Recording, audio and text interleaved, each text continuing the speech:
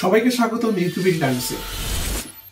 আজকে আমি দ্য গার্ডিয়ানের একটি নিউজ আর্টিকেল নিয়ে এসেছি, যেখানে বলা হচ্ছে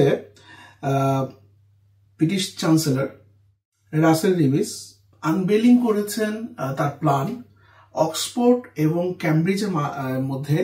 উনি একটি সিলিকন ভ্যালি অফ ইউরোপ তৈরি করতে চাচ্ছেন এবং তার প্ল্যান উনি প্রকাশ করেছেন যে এখানে উনি কিভাবে এই প্রজেক্টগুলো কমপ্লিট করবেন, যেখানে হচ্ছে যে আইটি এক্সপার্টদেরকে, এআই টেকনোলজিতে যারা কাজ করেন, আইটি সেক্টরে যারা কাজ করেন, আইটি রিলেটেড যে সাব কোম্পানিগুলো আছে, আইটি রিলেটেড সার্ভিসেস প্রোভাইডার যারা আছেন, তারা এখানে কিভাবে বেনিফিট হতে পারে এবং গ্লোবাল ট্যালেন্টকে ইউকে আকর্ষিত করবে। এবং এই সেক্টর এই জায়গাগুলোতে ইউরোপের একটা সিলিকন ভ্যালির মতো করে একটা সিলিকন ভ্যালি তিনি তৈরি করতে চাচ্ছেন।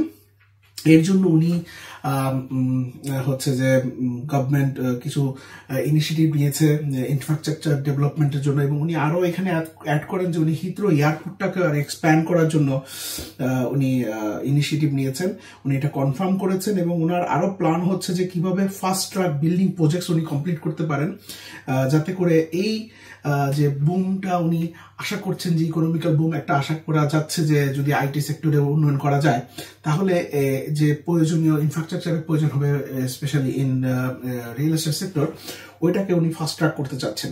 মাছে ভাতে বাঙালি, আর সেই মাছ পেতে আসুন লন্ডন ফিশ নেটে। জি হ্যাঁ, ইস্টহ্যাম পুরাতন টাউন হলের সন্নিকটে আপনার প্রিয় মাছের সম্ভারে ভরপুর। আসুন, দেখুন, বাজার করুন ছোট বড় সব ধরনের মাছ।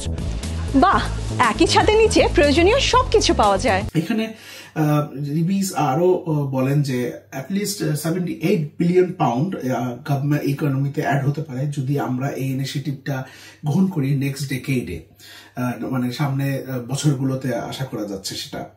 এবং ওনার এই প্ল্যানটা হচ্ছে যে উনি এটাকে আরো বেশি এক্সপ্যান্ড করবে, যেহেতু গভর্নমেন্ট একটা উনি লাস্ট ড্যাভোস মিটিং এ এটা বলেছেন যে উনি ইউকে এআই টেকনোলজিতে, ইন্টারনেটে যারা কাজ করে, ইন্টারনেট টেকনোলজিতে এই জিনিসটাকে ইউকে গভর্নমেন্ট প্রমোট করতে চাচ্ছে। এবং উনি আরো বলেন যে Britain is a country of huge opportunity, যেখানে আমরা এই ডেভেলপমেন্ট করব, আমরা আর্টিফিশিয়াল ইন্টেলিজেন্সি এবং ইন্টারনেট ভিত্তিক যে টেকনোলজি এগুলো আছে সেগুলোকে আমরা এই দেশে প্রমোট করতে চাচ্ছি। উনি আরো বলেন যে আমরা লো ইনকাম গ্রোথের যারা আছেন তাদেরকেও মাথায় রেখে কিভাবে এই ইন্টিগ্রেশনটা তাদেরকে বেনিফিট করতে পারে, সেইভাবে গভর্নমেন্ট একটা কাজ করে যাচ্ছে।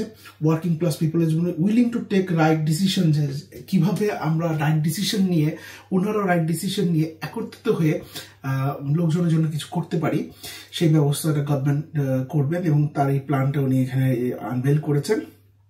এবং রিভিস বলছেন যে বিগত সরকারের রেখে যাওয়া ভঙ্গুর অর্থনীতি থেকে, এই গ্লুমি অর্থনীতি থেকে বের হওয়ার জন্য এই ইনিশিয়েটিভগুলো আসলে পজিটিভ সাইন।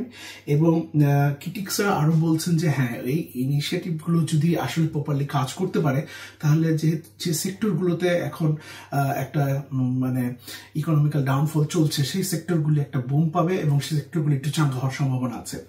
যুক্তরাজ্য, বাংলাদেশ এবং বিশ্বের সকল ইনফরমেশন, সকল নিউজ আপডেটের জন্য স্বদেশী ভাষায় শুনতে আমাদের সাথে থাকুন, ইউকিউবিক টাইমসের সাথে থাকুন। অসংখ্য ধন্যবাদ।